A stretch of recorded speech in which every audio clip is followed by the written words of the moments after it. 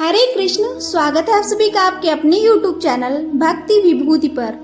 वह कौन से थे महाभारत काल के चर्चित श्राप जो किसी के लिए वरदान बने तो किसी के लिए घातक। महाभारत की कहानी वैसे तो सभी जानते हैं, लेकिन क्या आपको पता है कि महाभारत के ज्यादातर पात्र किसी न किसी श्राप में फंसे हुए थे। अगर ये श्राप न होते तो शायद आज महाभारत की कहानी कुछ और ही होती। देखा जाए तो हिंदू पौराणिक ग्रंथों में अनेक श्रापों का वर्णन मिलता है और हर श्राप के पीछे कोई न कोई कहानी जरूर मिलती है। तो आइए जानते हैं महाभारत काल के 10 प्रसिद्ध व चर्चित श्रापों के बारे में।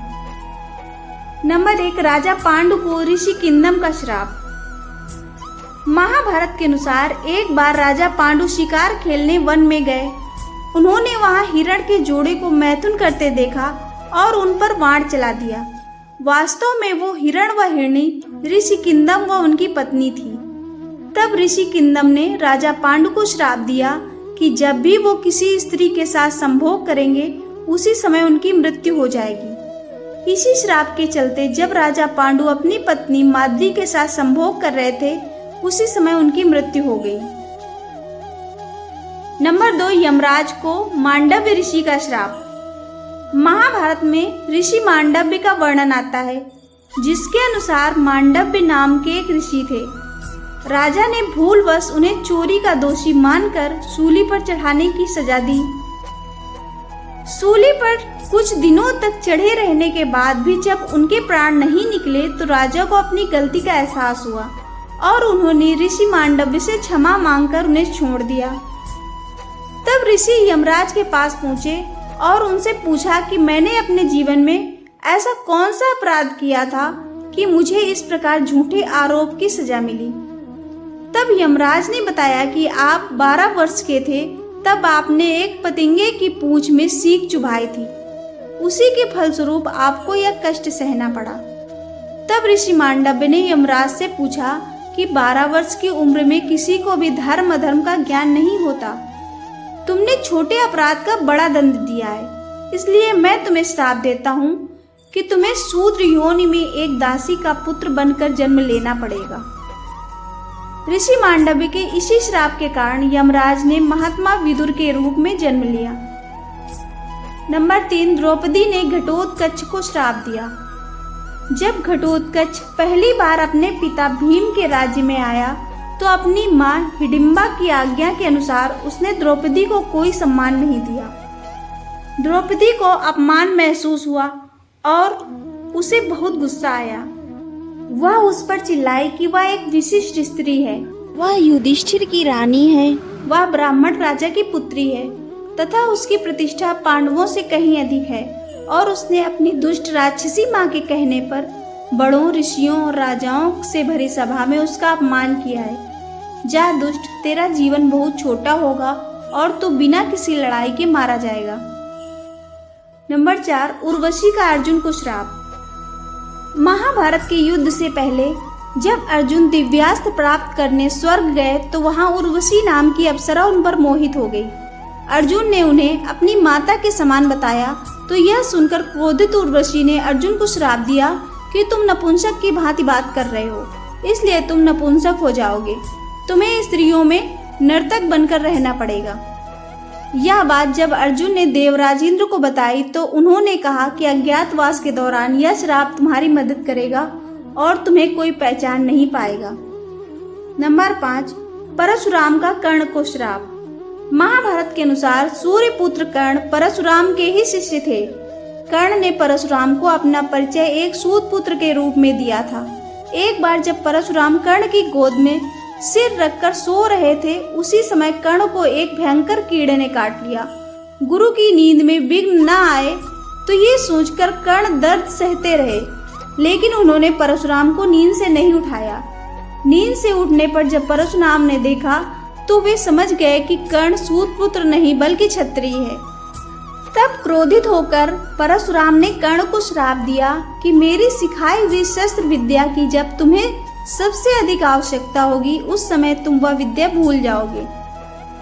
नंबर 6, युधिष्ठिर का स्त्री जाति को श्राप। महाभारत के शांति पर्व के अनुसार युद्ध समाप्त होने के बाद जब कुंती ने युधिष्ठिर को बताया कि कर्ण तुम्हारा बड़ा भाई था, तो पांडवों को बहुत दुख हुआ। तब युधिष्ठिर ने विधि विधान पूर्वक कर्ण का भी अंतिम संस्कार किया।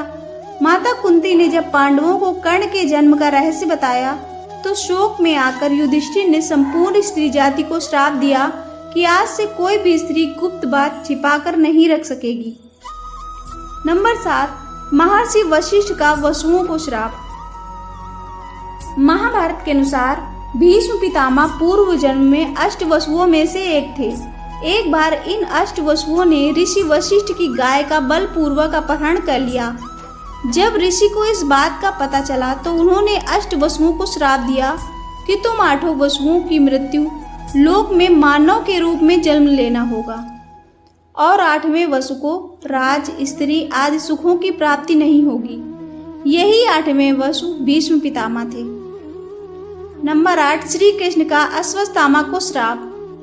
महाभारत युद्ध के अंत समय में जब अश्वत्थामा ने धोखे से पांडव पुत्रों का वध कर दिया, तब पांडव भगवान श्री कृष्ण के साथ अश्वत्थामा का पीछे करते हुए महर्षि वेदव्यास के आश्रम तक पहुंच गए। जब अश्वत्थामा ने पांडवों पर ब्रह्मास्त्र का वार किया, तो ये देख अर्जुन ने भी अपना ब्रह्मास्त्र छोड़ा। महर्षि व्यास ने दोनों अस्त्रों को टकराने से रोक लिया और अश्वत्थामा और अर्जुन से अपने अपने ब्रह्मास्त्र वापस लेने को कहा। तब अर्जुन ने अपना ब्रह्मास्त्र वापस ले लिया, लेकिन अश्वत्थामा ये विद्या नहीं जानता था, इसलिए उसने अपने अस्त्र की दिशा बदलकर अभिमन्यु की पत्नी उत्तरा के गर्भ की ओर कर दी। यह देख भगवान श्री कृष्ण ने अश्वत्थामा को श्राप दिया कि तुम 3000 वर्ष तक इस पृथ्वी पर भटकते रहोगे और किसी भी जगह किसी पुरुष के साथ तुम्हारी बातचीत नहीं हो सकेगी। तुम्हारे शरीर से पीप और लहू की गंध निकलेगी, इसलिए तुम मनुष्यों के बीच नहीं रह सकोगे, दुर्गम वन में ही पड़े रहोगे।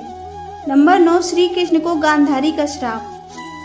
कौरवों की माता गांधारी ने महाभारत युद्ध के लिए श्री कृष्ण को दोषी ठहराते हुए श्राप दिया कि जिस प्रकार कौरवों के वंश का नाश हुआ है, ठीक उसी प्रकार यदुवंश का भी नाश होगा। गांधारी के श्राप से विनाश काल आने के कारण श्री कृष्ण द्वारिका लौटकर यदुवंशियों को लेकर प्रयास क्षेत्र में आ गए थे। यदुवंशी अपने साथ अन्न भंडार भी ले आए थे। श्री कृष्ण ने ब्राह्मणों को अन्नदान देकर यदुवंशियों को मृत्यु का इंतजार करने का आदेश दिया था।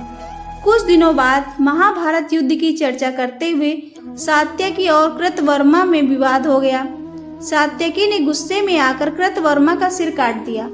इससे उनमें आपसी युद्ध भड़क उठा और वे समूहों में विभाजित होकर एक दूसरे का संहार करने लगे। इस लड़ाई में श्री कृष्ण के पुत्र प्रद्युम्न और मित्र सात्यकी समेत सभी यदुवंशी मारे गए थे। केवल बब्रू और दारुक ही बचे रह गए थे। नंबर 10, भीष्म को अम्बा का श्राप। महाभारत के अनुसार भीष्म काशी में हो रहे स्वयंवर से काशी राज की 3 पुत्रियों अम्बा, अंबिका और अंबालिका को अपने छोटे भाई विचित्रवीर्य के लिए उठा लाए थे। अम्बा ने रास्ते में भीष्म को बताया कि मन ही मन वह किसी और को अपना पति मान चुकी हैं। तब भीष्म ने उसे ससम्मान छोड़ दिया, लेकिन हरण कर लिए जाने पर शाल्व जिनसे वो प्रेम करती थी उसने अम्बा को अस्वीकार कर दिया। तब अम्बा भीष्म के गुरु परशुराम के पास पहुंची और उन्हें अपनी व्यथा सुनाई। अम्बा की बात सुनकर भगवान परशुराम ने भीष्म को उनसे विवाह करने के लिए कहा, लेकिन ब्रह्मचारी होने के कारण भीष्म ने ऐसा करने से इनकार कर दिया। इस पर परशुराम और भीष्म में भयंकर युद्ध हुआ और अंत में अपने पितरों की बात मानकर भगवान परशुराम ने अपने अस्त्र रख दिए। इस प्रकार इस युद्ध में न किसी की हार हुई न किसी की जीत। अम्बा ने भीष्म को श्राप दिया कि तुम्हारी मृत्यु का कारण मैं ही बनूंगी। अगले जन्म में अम्बा ने शिखंडी के रूप में जन्म लिया और भीष्म की मृत्यु का कारण बनी। आपको यह जानकारी कैसी लगी कृपया कमेंट करके अवश्य बताएं। जानकारी पसंद आई हो तो वीडियो को लाइक और शेयर करें। ऐसी और भी जानकारी और कहानियों के लिए चैनल को सब्सक्राइब करना ना भूलें। धन्यवाद।